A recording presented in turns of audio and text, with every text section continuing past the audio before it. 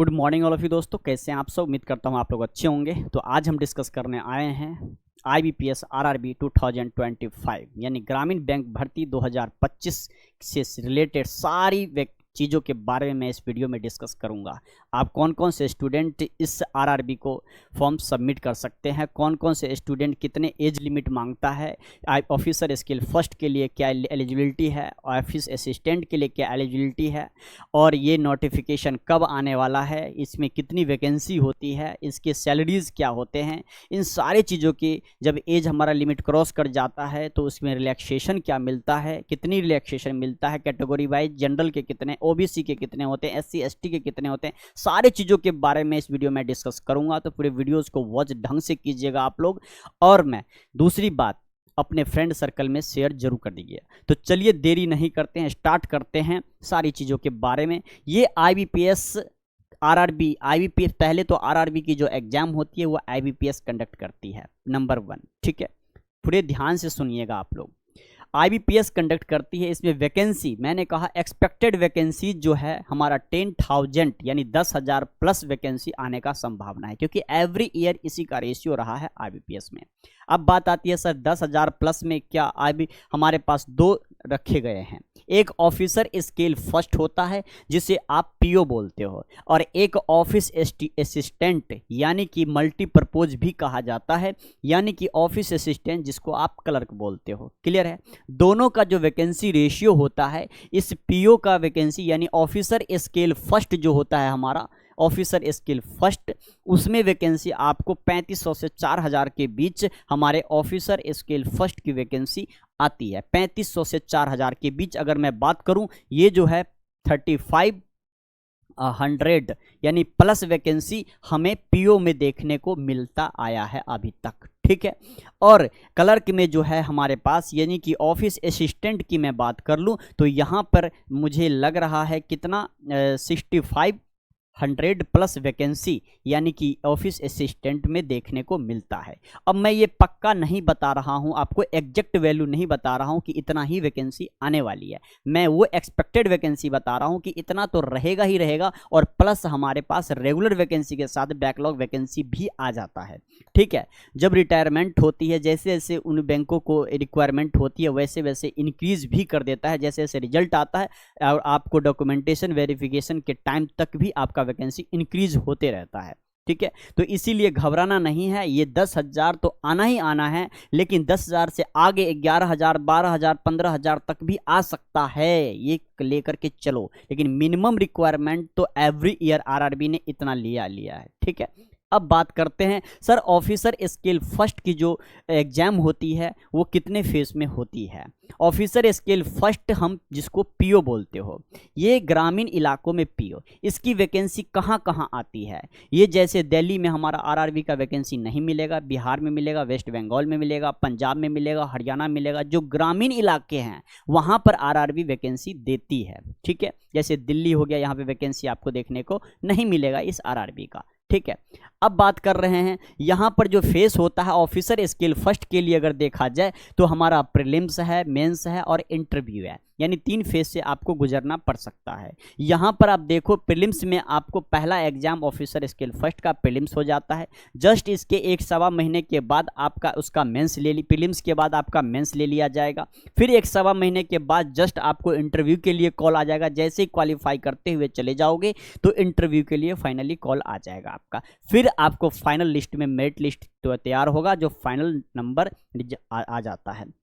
इसके बाद office assistant की मैं बात करूं तो ऑफिस असिस्टेंट में हमारे 2 फेज होते हैं, एक हमारा PO और एक हमारा प्रीलिम्स और एक हमारा मेंस।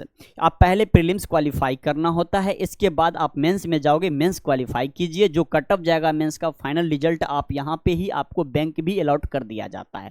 यही चीज़ इस ऑफिसर स्किल फर्स्ट PO की में ऐसे देखने को नहीं मिलता है। जब फाइनल अलॉटमेंट होता है उसमें जाके ये ऑफिसर स्किल फर्स्ट में, क्योंकि इंटरव्यू के बाद आता है, उसमें देखने को मिलता है। लेकिन इस ऑफिस असिस्टेंट यानी ये जो क्लर्क पोस्ट है हमारा, सेकंड, इस ऑफिस असिस्टेंट में 2 एग्जाम होते हैं, एक प्रीलिम्स और एक मेंस। मेंस का जिस दिन आपका रिजल्ट आता है उसी दिन आपको फाइनली बैंक का नाम भी साथ में इंक्लूड कर दिया जाता है, किस बैंक में आपको जॉब लगी है वो भी क्लियर कर दिया जाता है उसी नोट रिजल्ट के जस्ट नीचे।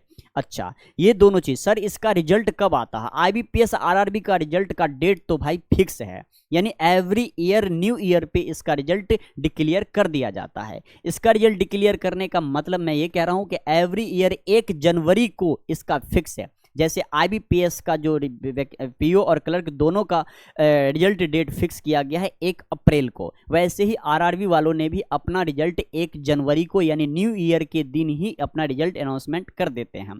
तो ये चीज़ें मैंने आपको ऑफिसर स्केल फर्स्ट और ऑफिस असिस्टेंट यानी कि ऑफिसर स्केल फर्स्ट PO और ये जो है हमारे पास ऑफिस असिस्टेंट क्लर्क के बारे में मैंने आपको एग्जाम के बारे में बता दिया, वैकेंसीज के बारे में भी मैंने बता दिया। इतना तो लेके ही चलिए, ठीक है, लेकिन उम्मीद करता हूं कि इस बार वैकेंसी अच्छी खासी देखने को मिल सकता है। चलिए अब बात करते हैं, अगला पे आते हैं। अगला हमारा टेंटेटिव कैलेंडर भी हमारा रिलीज कर दिया गया है। ये हमारा RRB 14 हो रहा है, यानी 14वां RRB हमारा पेपर ले रहा है 2025 में, जिसका कैलेंडर 15 या 16 जनवरी को IBPS कैलेंडर रिलीज कर देती है। IBPS अपना भी करती है और IBPS RRB का भी कैलेंडर रिलीज कर देती है। अब यहां पर मैं देखूं ऑफिसर स्केल की अगर मैं बात करता हूं, पूरे वीडियोज को जरा ध्यान से सुनिएगा। अभी ऑफिसर स्केल की मैं बात करूं, इसका हमारा प्रीलिम्स का डेट आप यहां पर मेंशन किया गया है।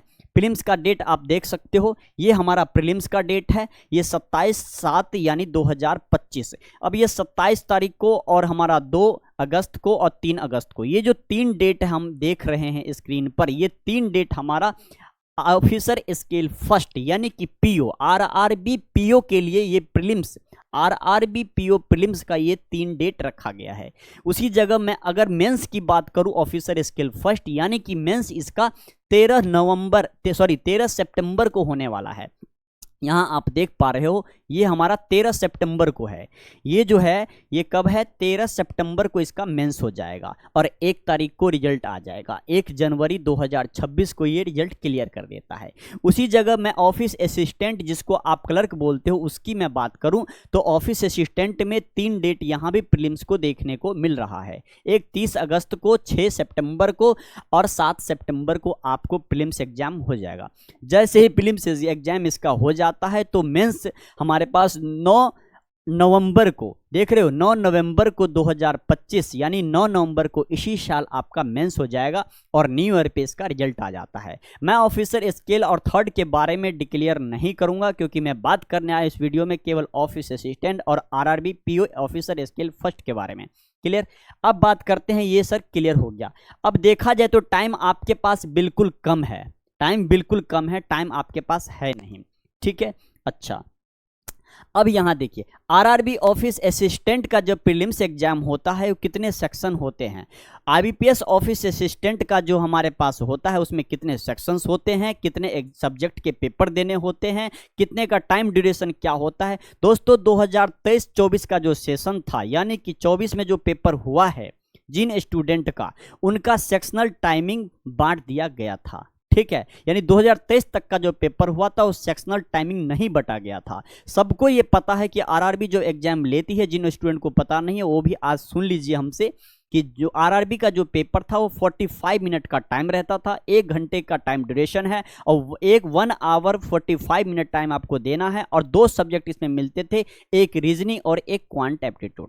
RRB में सबसे अच्छी बात है कि इसमें 2 लैंग्वेज में पेपर आप दे सकते हो, मन करे तो आप हिंदी मीडियम वाले भी अच्छे खासे लाते हैं क्योंकि गाँव इलाकों के जो स्टूडेंट होते हैं उनके गाँव इलाकों में बैठना होता है और उनको हिंदी अच्छी होती है तो हिंदी में ज़्यादा वो फॉर्म सबमिट करना पसंद करते हैं। और इंग्लिश मीडियम में फॉर्म कुछ ही लोग ऐसे होते हैं जो RRB में इंग्लिश मीडियम में फॉर्म सबमिट करते हैं, ठीक है। अब मैं बात कर रहा हूं सेक्शन की, रीजनिंग और न्यूमेरिकल एबिलिटी जिसको आप क्वांट बोलते हो, क्वांट मैथ। अब ये 2 सेक्शन प्रीलिम्स में पूछा जाता है। ऑफिसर स्केल में भी प्रीलिम्स हमारा 2 ही सेक्शन में पूछा जा रहा है।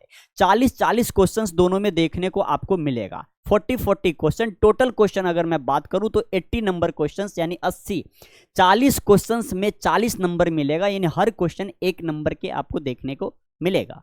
अब एक नंबर में अब टाइम कितना मिल रहा है, यानी 40 क्वेश्चन 40 नंबर के हैं और 40 क्वेश्चन को सॉल्व करने के लिए आपको टाइम ड्यूरेशन भी यहां पर अब फिक्स कर दिया गया है। 2023 तक ये टाइमिंग फिक्स नहीं थी, लेकिन 2024 जैसे एंटर किया था, नोटिफिकेशन जब आया था 2024 का, उसी वक्त इन्होंने टाइम ड्यूरेशन भी फिक्स कर दिया गया था। पहले ये हमारा 45 मिनट तो पहले भी था, लेकिन ये जो टाइमिंग है 25 मिनट किसके लिए, रीजनिंग के लिए 25 मिनट मिल रहा है और क्वांट के लिए हमारा 20 मिनट का टाइम मिल रहा है। दोनों मिलाकर के हमारे पास 45 मिनट होते हैं। लेकिन अब ये क्लियर कर दिया गया है कि मैं रीजनिंग के लिए 25 मिनट टाइम दूंगा और क्वांट मैथ के लिए 20 मिनट का टाइम दूंगा। 40-40 क्वेश्चन रहेगा। ये पहले 2024 में ऐसा नहीं था। बच्चे डिसाइड कर लेते थे कि जो सब्जेक्ट हमारा वीक है उसमें हम ज़्यादा टाइम देंगे, अपने अनुसार डिवाइड। कोई बच्चा 25 मिनट मैथ में लगा लेता था, मन करे तो 15 मिनट लगा लेता था।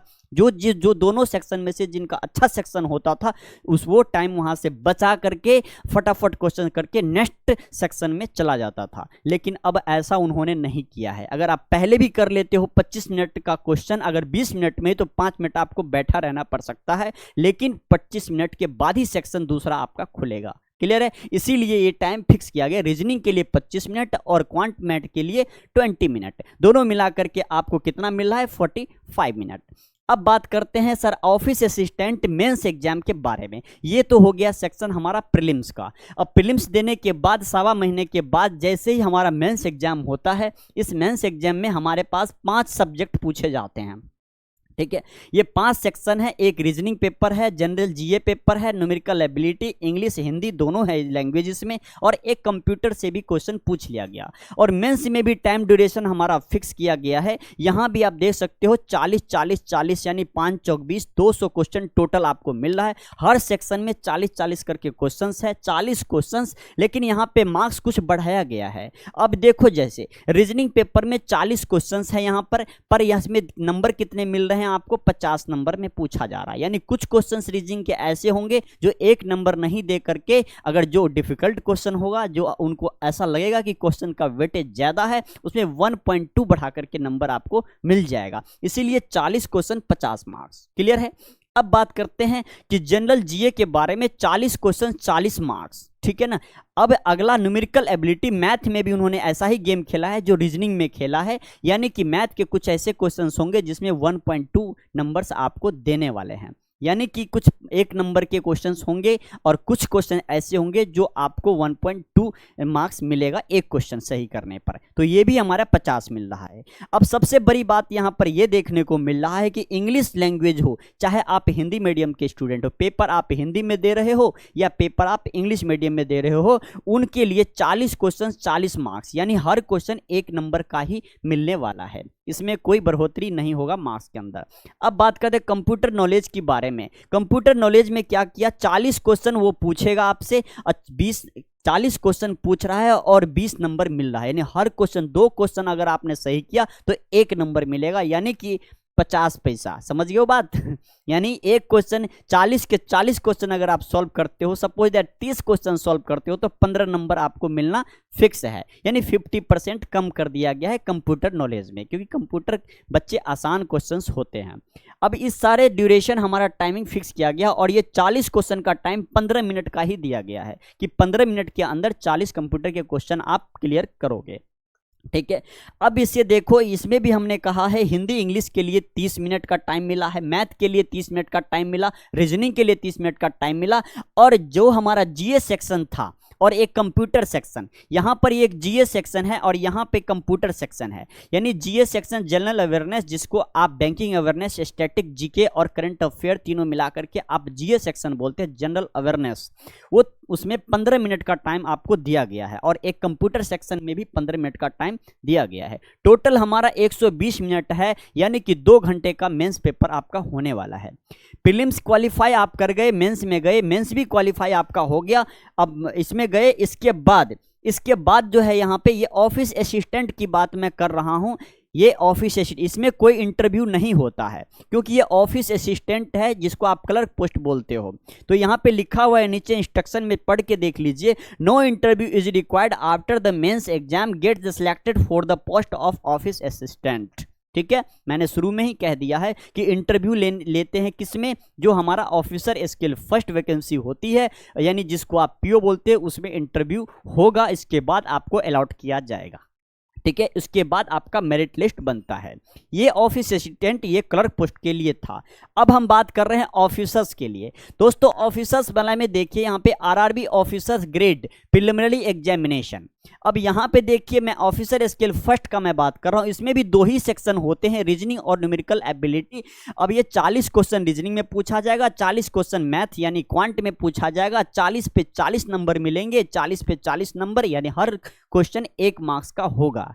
इसमें भी 25 मिनट आपको रीजनिंग के लिए दिया गया है और 20 मिनट आपको किसके लिए, न्यूमेरिकल एबिलिटी यानी क्वांट मैथ के लिए दिया गया है। टोटल हमारा 45 मिनट है, इसमें कोई चेंजिंग नहीं, सिर्फ उसने सेक्शनल टाइमिंग को फिक्स किया गया, जो नया देखने को मिल रहा है हर स्टूडेंट को।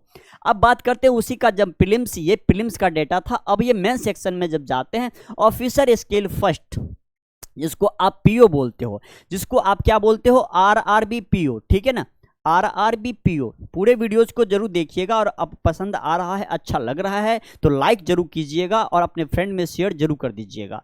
अब यहाँ देखिए मेन सेक्शन में भी रीजनिंग, जीए, न्यूमेरिकल एबिलिटी, जो चीज़ मैंने पहले बताया वही सब कुछ सेम ही है, इसमें कोई डिफरेंस नहीं है। जीए के अंदर 15 मिनट मिल रहा है, देख ही रहे हो, और कंप्यूटर के अंदर आपको 15 मिनट मिल रहा है। यहाँ पर देखो रीजनिंग में और न्यूमेरिकल एबिलिटी में 40 क्वेश्चन 50 मार्क्स, 40 क्वेश्चन 50 मार्क्स, इन दोनों पे ध्यान दीजिएगा। मैथ और रीजनिंग ये 2 सब्जेक्ट ऐसे हैं जिसमें 40 क्वेश्चन पे 50 नंबर देने वाले हैं। कुछ क्वेश्चन ऐसे होंगे जिसमें मार्क्स आपको जब मिलेगा, कुछ क्वेश्चन 1 नंबर के होंगे तो कुछ क्वेश्चन 1.2 मार्क्स के होंगे। तो ये सारी ड्यूरेशन, हमारा टाइम ड्यूरेशन दे रखा है, मार्क्स दे रखा है। 2 घंटे का पेपर, ऑफिसर स्किल फर्स्ट भी 2 आवर का ही है, यानी 120 मिनट आपको देखने को मिलेगा। अब बात करते हैं सर इसका एज क्या होता है, कौन कौन से स्टूडेंट इसको अप्लाई कर सकते हैं। पहली बात, बैंक एक सेक्टर ऐसा ही, बैंक सेक्टर एक ऐसा सेक्टर है जिसके अंदर सबसे पहले तो आप ग्रेजुएट होना जरूरी है। ग्रेजुएट अगर आप नहीं है तो बैंक का फॉर्म नहीं भर सकते, पहले तो ग्रेजुएट हो जाइए, फाइनल रिजल्ट आना चाहिए ग्रेजुएशन का। आप किसी भी स्ट्रीम के बच्चे हो, मैथ के हो, सॉरी साइंस स्ट्रीम से हो, आर्ट्स स्ट्रीम से हो, चाहे आप कॉमर्स स्ट्रीम से हो, तीनों में से किसी भी स्ट्रीम से हो, उससे हमें कोई मतलब नहीं है। बस आपका एज यानी कि क्वालिफिकेशन जो होनी चाहिए वो ग्रेजुएशन होनी चाहिए, बैचलर डिग्री आपका किसी भी डिसिप्लिन से होना अनिवार्य है। क्लियर है। अब बात करते हैं ग्रुप के बारे में। ग्रुप बी जो होता है वो किसके लिए और ग्रुप ए जो होता है वो किसके लिए। ये पोस्ट हमारा ऑफिस असिस्टेंट जिसको आप मल्टीपर्पज बोलते हो, और उसकी जो एज लिमिट होती है वो 18 से लेके 28 ईयर तक होती है। आपका एज 18 साल अगर आपका पूरा हो चुका है, आप ग्रेजुएट, 1 मिनट बिटवीन, यस, यहां पर देखिए ऑफिस असिस्टेंट के लिए 18 ईयर से लेकर के 28 ईयर तक यानी कि आपको फॉर्म सबमिट कर सकते हो। एज लिमिट हमारा 18 से 28 साल तक है। उसी जगह मैं बात करूं ग्रुप ए ऑफिसर्स की, ऑफिसर स्किल फर्स्ट जिसको आप असिस्टेंट मैनेजर का पोस्ट बोलते हो, 18 से लेके 30 ईयर तक आप फॉर्म्स सबमिट कर सकते हो। 18 से लेके 30 तक का जो टाइम एज होता है वो पीओ के लिए यानी ऑफिसर स्किल फर्स्ट के लिए, और 18 से लेके 28 तक का जो एज होता है वो हमारा ऑफिस असिस्टेंट यानी मल्टीपर्पज के लिए। क्लियर है। अब बात करते हैं आगे। इसे देखिए एज रिलैक्सेशन क्या होता है। जो SC ST कैटेगरी से बिलोंग करते हैं वो 5 ईयर के, ठीक है। जो SC ST से बिलोंग करते हैं उसे 5 साल का रिलैक्सेशन मिलता है। सपोज दैट आप ऑफिसर स्किल फर्स्ट की तैयारी कर रहे हैं, 30 साल का आप हो चुके हैं, यानी कि 30 ईयर आपको मिल गया है, यानी एज हो चुका है, तो आपका एज एक्सपायर हो जाता है। तो अगर आप SC ST से बिलोंग करते हैं तो 5 ईयर और आपको पेपर देने का मौका मिल जाता है, यानी 35 साल तक आप पेपर दे सकते हो, क्योंकि यहाँ पे मेंशन किया गया है 5 ईयर एज रिलैक्सेशन आपको दिया जाएगा। अगर उसी जगह OBC में आते हैं, नॉन क्रीमी लेयर हो चाहे अदर बैकवर्ड क्लासेज, वो भी नॉन क्रीमिनल वाले जो स्टूडेंट हैं उनको 3 ईयर, अगर 30 पे आपका एज एक्सपायर कर रहा है तो आप ऑफिस असिस्टेंट के लिए 28 साल प्लस 3 साल जोड़ दीजिए, 31 साल हो गया, और ऑफिसर स्किल फर्स्ट के लिए 30 प्लस 3 यानी 33 ईयर तक आप पेपर दे सकते हो। उसी जगह मैं बात करूं तो PWD के लिए जो पर्सन डिजेबिलिटी है हमारा, उसके लिए 10 साल का रिलैक्सेशन मिलता है। इसको जरा देखिएगा, यहाँ पर 10 ईयर का रिलैक्सेशन, अगर 30 ऑफिसर स्किल फर्स्ट की प्रिपरेशन कर रहे हैं, आपका एज एक्सपायर हो गया है, 30 साल पूरा हो गया है, तो 10 साल और मिल जाएगा जब आप PWD कैटेगरी से बिलोंग करते हो तब, ठीक है। तो ये 10 साल का यानी 40 साल तक आप पेपर दे सकते हो। एक्स सर्विसमैन जो होते हैं, जो एक्स सर्विसमैन है, इसके बाद डिजेबिलिटी एक्स सर्विसमैन है, DESM है चाहे ESM है, दोनों में से कोई भी हो, उनके लिए दोस्त 50 साल एज लिमिट रखा गया है। वो 50 साल तक वो पेपर दे सकता है ऑफिस असिस्टेंट मल्टीपर्पज़ का, ये भी ध्यान रखिएगा। और ऑफिसर स्केल के लिए यहाँ पर कोई मेंशन नहीं किया गया है। यहाँ पर ऑफिस असिस्टेंट पोस्ट के लिए आप 50 साल तक आप पेपर दे सकते हो। आपका एज यानी कि 50 साल भी हो जाएगा ना, तो आप इस एग्जाम को क्वालिफाई करके यानी ऑफिस असिस्टेंट को तब आपको 50 साल तक लिया जाएगा। क्लियर है। चलिए अब बात करते हैं आगे। हमारा ECO SSC यानी कि पोस्ट ऑफ ऑफिसर्स के लिए जो होता है वो 5 ईयर का रिलैक्सेशन यहाँ पे देखा गया है। जो मिलिट्री सर्विस से रिटायर हो जाते हैं, जैसे आर्मी सब 19 साल 22 साल में यानी रिटायर हो जाते हैं। कुछ ऐसे पोस्ट होते हैं जो 12th के बाद, हमारा जैसे आर्मी हो गया, आर्मी का जॉब लोग 22 साल 25 साल में रिटायर हो जाते हैं। उनके लिए जो रिलैक्सेशन है, नौकरी से रिटायर करने के बाद वो अगर बैंकिंग का पेपर देना चाहते हैं, अगर एज कम है उनका, तो 5 ईयर का रिलैक्सेशन उनको आराम से मिल जाएगा। ठीक है। जो ऑफिसर पोस्ट है उनके लिए ये भी ध्यान रखिएगा, ऑफिसर के लिए 5 ईयर का। ठीक है। अब 5वां हमारा कहता है जो विडोज हैं, डाइवोर्स मैन हैं, उनके लिए जो लीगलिटी सेपरेटेड हस्बैंड हुए हैव नॉट द रीमैरिड, ठीक है ना। अगर वो उनके हस्बैंड जो विडोज लोग होते हैं, जो डाइवोर्स देते हैं, उन सारे स्टूडेंट के लिए जो इस क्राइटेरिया में आते हैं, उनके लिए 35 years for general IEWS up to 38 year OBC and 40 year SC ST candidate, यानी तीनों के लिए ऑफिस असिस्टेंट का पोस्ट आप ले सकते हो। यानी ऑफिसर में आप तो नहीं भर पाओगे। पहली बात, उन्होंने कहीं भी मेंशन नहीं किया है कि आप स्केल फर्स्ट ऑफिसर में सबमिट करोगे। ये ऑफिस असिस्टेंट की जॉब आपको मिलेगी। एज रिलैक्सेशन की बात करें तो यहाँ पर मेंशन EWS जनरल वालों को 35 साल बोला गया है, और उसी जगह 38 ईयर OBC कैटेगरी से बिलोंग करते हैं तब मिलेगा, और 40 ईयर SC ST कैटेगरी से बिलोंग करते हैं तब मिलेगा आपको। और यहाँ पर अब लास्ट हमारा क्या कहता है, person affected by the 1984 rights, यानी कि 1984 का जो दंगा हुआ था, अगर उस दंगे से पीड़ित अगर आप हैं, कहीं इफेक्टेड हैं, उन स्टूडेंट्स के लिए, वो जो आना चाहते हैं उन स्टूडेंट्स के लिए 5 ईयर का रिलैक्सेशन आपको देखने को मिलेगा, चाहे वो ऑफिसर स्केल फर्स्ट हो, चाहे वो ऑफिस असिस्टेंट मल्टीपर्पज पोस्ट हो। क्लियर है। तो ये भी डन हम कर दिए। अब बात करते हैं कि सारी चीज़ें इन्फॉर्मेशन मैंने आपको दे दिया। अब आराम से IBPS RRB में लग जाइए। पूरे वीडियोस को आपने एक बार समझ लिया तो अच्छी बात है, दोबारा भी देख लीजिएगा और अपने फ्रेंड सर्कल में शेयर करना मत भूलिएगा। और सबसे अच्छी बात अब ये है कि अब बस 3 मंथ ही रह गया, 3.5 महीना, यानी आज से अगर मैं काउंट करूं तो 105 दिन आपके पास टाइम बच गया है।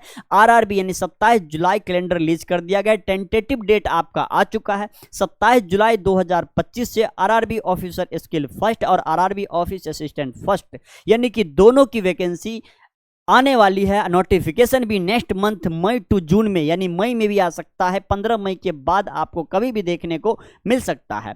15 मई के बाद और 15 जून से पहले, यानी इसी बीच में आपको IBPS RRB का नोटिफिकेशन रिलीज होने वाली है। तो अब वक्त बिल्कुल नहीं है। IBPS SBI का जो बच्चे पेपर दे चुके हैं, अच्छी बात है, अब उसका टेंशन छोड़ो। प्रीलिम्स भी हो गया, मेंस भी हो गया, अब रिजल्ट का वेट कर रहे हैं। तब तक आप इस 3 मंथ में IBPS RRB PO की तैयारी कीजिए, ऑफिस असिस्टेंट की प्रिपरेशन कीजिए। आपके पास बहुत कम टाइम है, तो वीडियो लंबा होगा, ज़्यादा मैं नहीं बोलूँगा।